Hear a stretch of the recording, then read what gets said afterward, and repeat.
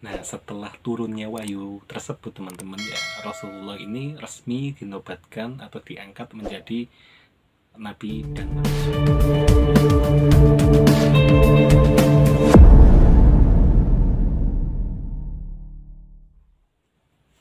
Assalamualaikum warahmatullahi wabarakatuh. Kembali lagi di Bagus Ya Karya Channel. Oke, selamat malam teman-teman sekalian. Semoga selalu dalam keadaan baik ya, dan selalu mendapatkan rahmat dan hidayah dari Allah Subhanahu wa taala. Oke, teman-teman, di video kali ini saya akan membahas tentang kisah penobatan Rasulullah menjadi seorang nabi dan rasul. Sekaligus tugas yang berat buat Rasulullah dalam menjadi nabi dan rasul. Tentunya semua itu adalah ujian dan cobaan dari Allah Subhanahu wa taala kepada kekasihnya baginda Nabi Muhammad SAW. Kita simak bersama-sama ya teman-teman.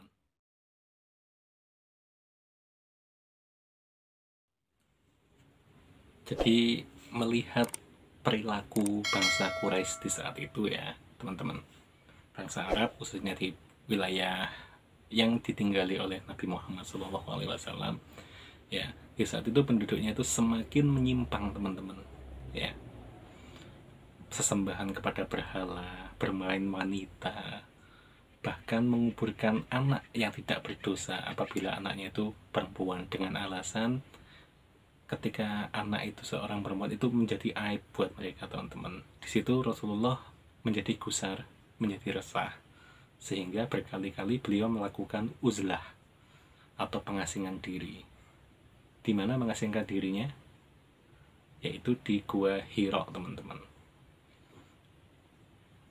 Keresahan itu semakin menjadi-jadi ya, hingga saat beliau memasuki usia 40 tahun ya teman-teman, ketika beliau beruzlah atau mengasingkan diri dan berkhalwat, tentunya karena Rasulullah ini memegang teguh keyakinan terhadap ajaran Nabiullah Ibrahim alaihissalam, yaitu nabi yang merupakan kakek moyang beliau dari jalur Nabi Ismail alaihissalam.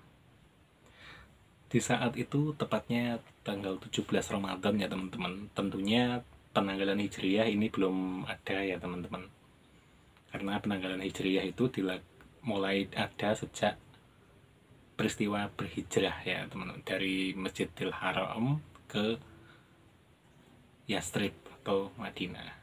Nah di saat itu teman-teman turunlah malaikat Jibril ya, membawakan wahyu dari Allah yang disampaikan kepada Rasulullah saat itu teman-teman.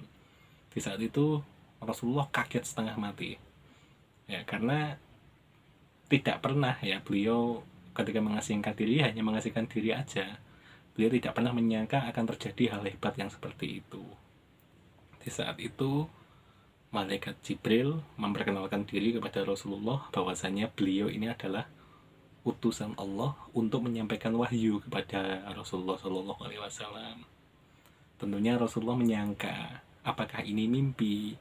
Ternyata tidak teman-teman. Kemudian di saat itu teman-teman turunlah wahyu surat Al-Alaq ayat 1-5 ya. Di saat itu Rasulullah disuruh untuk membaca teman-teman. Jadi membaca risalah yang dibawa sama malaikat Jibril. Tentunya Rasulullah ini merupakan nabi yang ummi ya, nabi yang tidak bisa membaca dan tidak bisa menulis. Jadi ummi di sini jangan diartikan sebagai buta huruf ya teman-teman. Karena gini teman-teman, ada alasannya kenapa Nabi Muhammad ini adalah seorang ummi.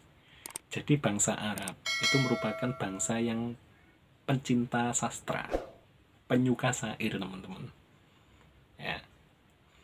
Jadi apabila Rasulullah ini tidak diberikan sifat ummi ya, maka bangsa Arab akan menyangka bahwasanya apa yang disampaikan itu hanya buatan Rasulullah, padahal tidak. Itu merupakan kalam atau firman dari Allah Subhanahu wa taala. Dan tentunya di saat itu ya, karena bangsa Arab ini penggemar syair ya, tentunya wahyu yang turun ini ya, itu tingkat kesastraannya menandingi sastra-sastra yang ada di saat itu teman-teman. Nah itu tujuannya. Makanya Nabi Muhammad ini diberikan sifat ummi, yaitu tidak bisa membaca dan tidak bisa menulis. Karena beliau ini hanya menyampaikan apa yang didapatkan dari malaikat Jibril, teman-teman. Nah, setelah turunnya wahyu tersebut, teman-teman, ya, Rasulullah ini resmi dinobatkan atau diangkat menjadi nabi dan rasul. Jadi ada perbedaan ya, teman-teman, antara nabi dan rasul. Apabila beliau ini hanya nabi, maka beliau tidak wajib untuk menyampaikan kepada umatnya. Sedangkan apabila itu nabi, maka beliau wajib untuk menyampaikan. Dan tentunya adanya kewajiban untuk menyampaikan ini, ya, ini membuat beliau itu istimewa di sisi Allah Subhanahu wa taala. Karena ketika beliau mendakwahkan atau menyampaikan kepada kaum-kaum yang menyimpang, tentunya tidak semulus yang kita duga, teman-teman. Pastinya banyak sekali pertentangan dari pihak-pihak yang didakwahi oleh Rasulullah.